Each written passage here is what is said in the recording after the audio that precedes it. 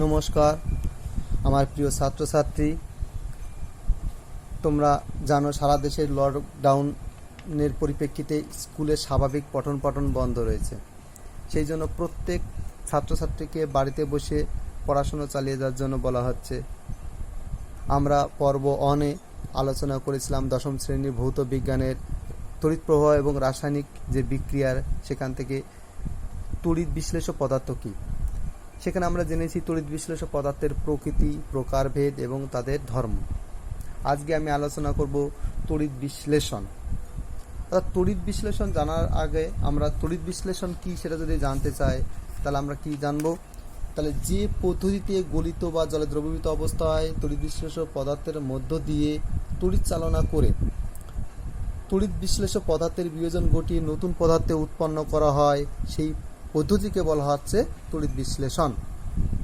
তাহলে তড়িৎ বিশ্লেষণ প্রক্রিয়াটি ঘটানোতে গেলে আমার তড়িৎ বিশ্লেষ্য পদার্থকে গলিত বা জলে দ্রবীভূত অবস্থায় থাকতে হবে।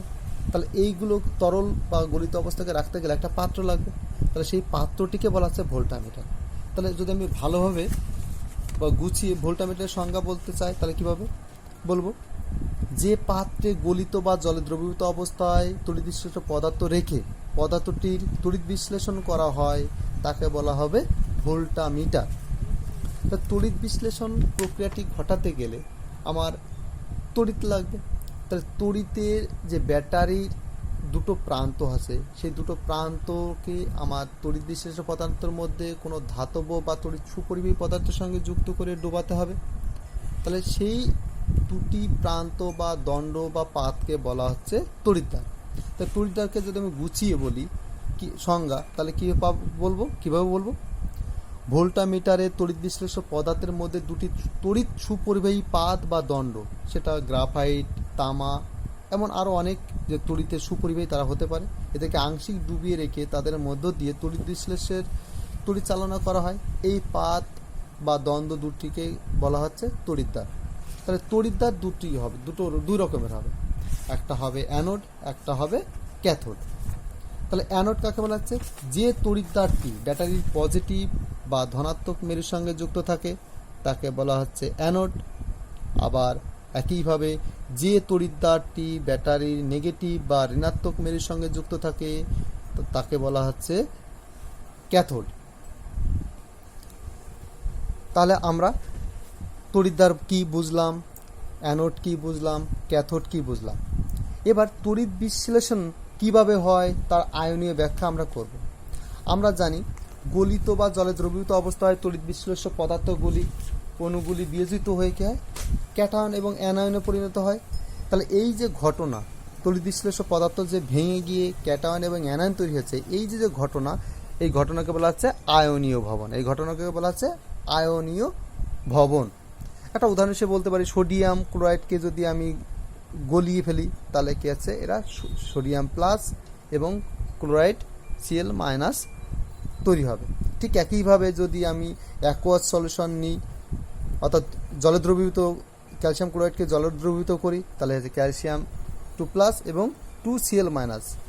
এখানে একটা খেয়াল করে দেখেছো যে কোনো তড়িৎ বিশ্লেষ্য পদার্থ আয়নিত হয়ে যাওয়ার পরে তাদের আয়ন সংখ্যা সমান হতেও পারে, আবার নাও পারে। যেমন এক্ষেত্রে সোডিয়াম ক্লোরাইডের ক্ষেত্রে আয়ন সংখ্যা সমান, কিন্তু ক্যালসিয়াম ক্লোরাইডের সঙ্গে ক্যালসিয়াম 2+ একটা আয়ন আর Cl মাইনাস দুটো আয়ন। কিন্তু খেয়াল করে দেখবে এই ক্যাটায়নের মোট আধান এবং অ্যানায়নের মোট আধান সর্বদা সমান এবং বিপরীত হবে।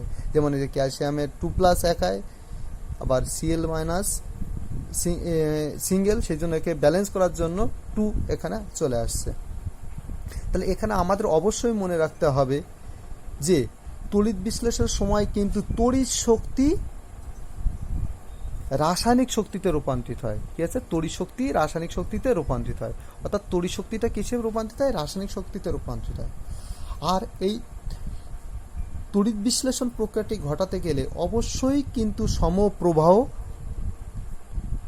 বিদ্যুৎ লাগবে বা তড়িৎ লাগবে।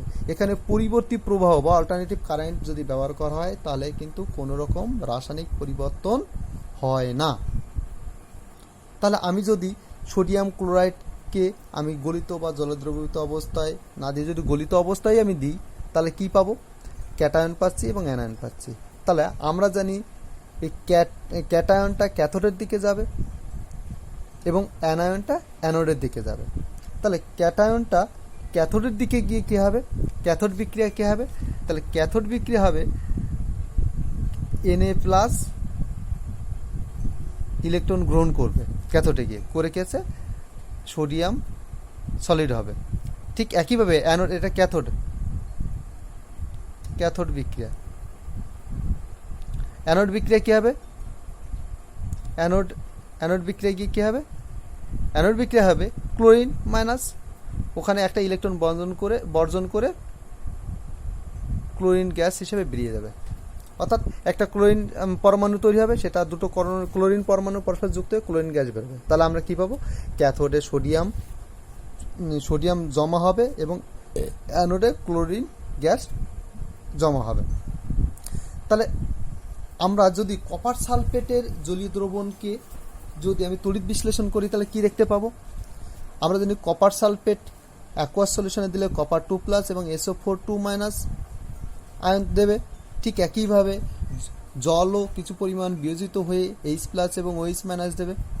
তাহলে এখানে আবার দুটো ক্যাটায়ন হচ্ছে, একটা হচ্ছে কপার 2+, একটা হচ্ছে H+। আর অ্যানায়নটা কি হচ্ছে? দুটো অ্যানায়ন হচ্ছে, একটা হচ্ছে SO4 2- এবং OH-। তাহলে আমার কি হচ্ছে? ক্যাথোডের দিকে ক্যাটায়ন কপার 2+ও যেতে পারে, H+ও যেতে পারে।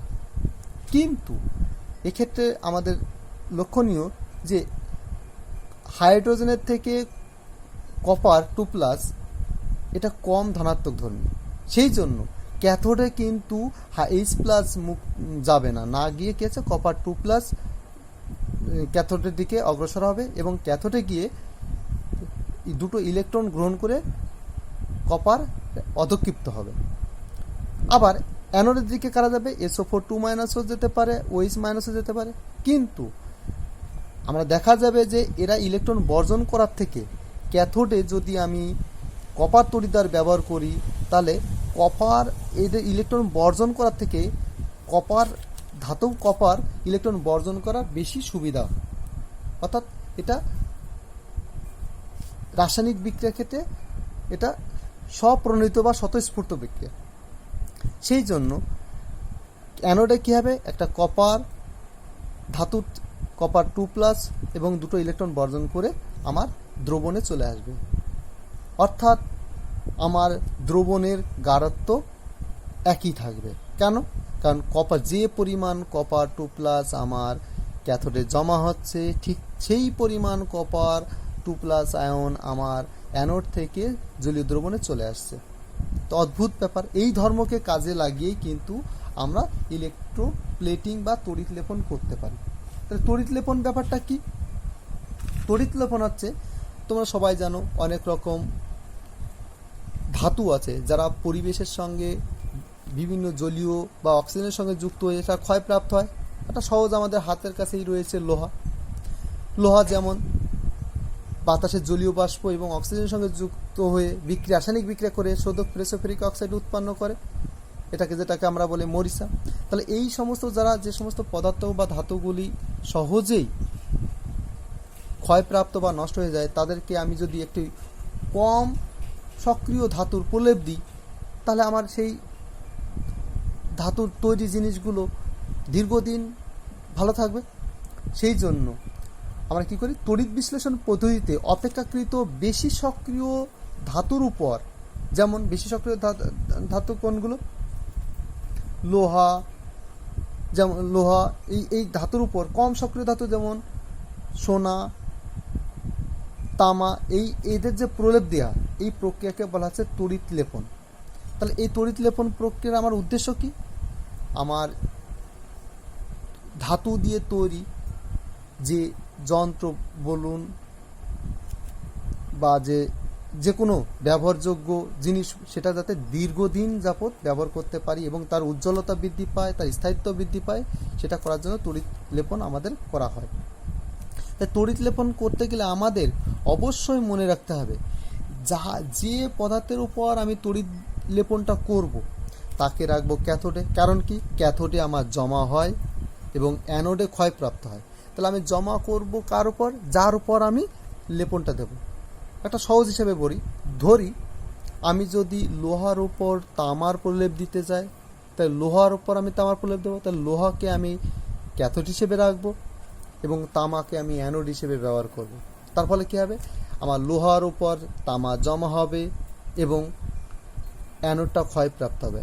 কিন্তু এক্ষেত্রে অবশ্যই মনে রাখা দরকার, যে ধাতুর প্রলেপ আমি দেব সেই ধাতুর একটি লবণ অর্থাৎ একটি তড়িৎ বিশ্লেষ্য পদার্থকে আমি জলীয় দ্রবণে ব্যবহার করব।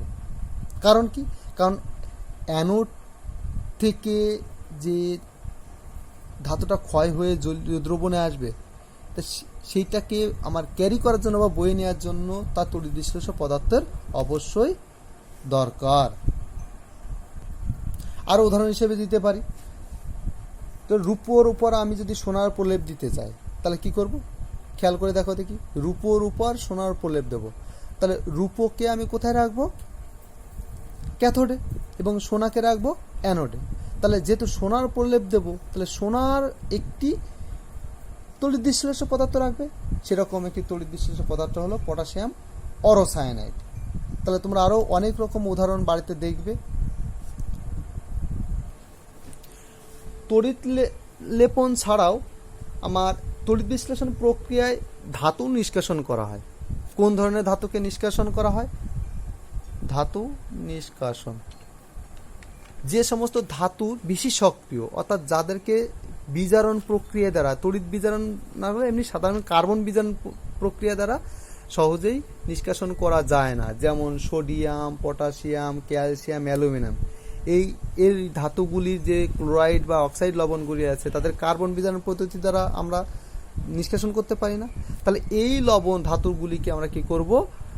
গলিত অবস্থায় নিয়ে আসবো, এনে তার মধ্য দিয়ে যদি আমি তড়িৎ পরিবহন করি তাহলে আমার ধাতু নিষ্কাশন করা সম্ভব। আবার এই তড়িৎ বিশ্লেষণ প্রক্রিয়া দ্বারা অতি বিশুদ্ধ ধাতু আমরা আনতে পারি। কীরকম? ধরো আমি যদি দ্রবণে একটি কপারের বিশুদ্ধ কপার দণ্ড নেব, আমার কপার সালফেট এখানে জলীয় দ্রবণ নেব, আর এটা হচ্ছে অশুদ্ধ কপার দণ্ড দিয়ে এখানে আমি কি তড়িৎ পরিবহন করব। তাহলে আমি কি বলি, কাকে আমার এর উপর জমা করব? তা জমা করতে গেলে কি করতে হবে? ক্যাথোড, এটা হচ্ছে ক্যাথোড হিসেবে রাখবো, অর্থাৎ নেগেটিভ প্রান্তের সঙ্গে যুক্ত, এটাকে আমি অ্যানোড হিসেবে রাখবো। তাহলে এক্ষেত্রে আমি যদি যুক্ত করে দিই কী হবে? তাহলে আমার অ্যানোডে ক্ষয় হবে, ক্ষয়ে জলীয় দ্রবণে চলে আসবে, এখান থেকে কপারটা বিশুদ্ধ কপারের উপর জমা হবে, অর্থাৎ আমার অশুদ্ধ কপার ক্ষয় হবে এবং বিশুদ্ধ কপারের উপর আমার কপার জমা হবে। এক্ষেত্রে প্রায় 99.99% আমার বিশুদ্ধ কপার তৈরি করা সম্ভব। অর্থাৎ প্রিয় ছাত্রছাত্রী, আশা করি তোমাদের আর কোনো সমস্যা থাকার কথা না। যদি কোনো প্রশ্ন বা সমস্যা থাকে তাহলে আমাকে মেসেজ করবে, আমি তার উত্তর দেওয়ার চেষ্টা করব।